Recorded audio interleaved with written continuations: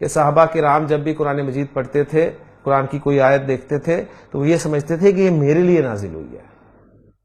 ہمارا فرق یہ ہے کہ جب ہم قرآن کی کوئی آیت دیکھتے ہیں تو ہم یہ دیکھتے ہیں اچھا یہ کس کے لیے نازل ہوئی، اچھا یہ کفار کا اس میں ذکر ہے، یہ اس میں مومنوں کا ذکر ہے، اور آپ کے لیے قرآن میں کچھ بھی نہیں بچتا۔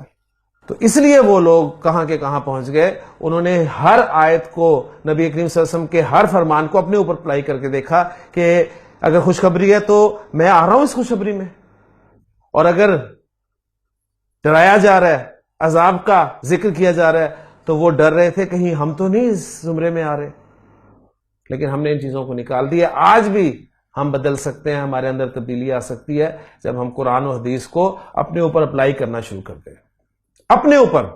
ساتھ یہ اہم پوائنٹ ہے، اپنے اوپر، دوسروں پر نہیں۔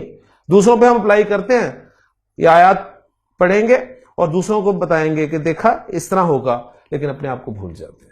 جیسے کہ اللہ تعالیٰ نے قرآن مجید میں ارشاد فرمایا اَتَأْمُرُونَ النَّاسَ بِالْبِرِّ وَتَنْسَوْنَ أَنفُسَكُمْ، لوگوں کو تم نیکی کا حکم کرتے ہو اور اپنے آپ کو بھول جاتے ہو۔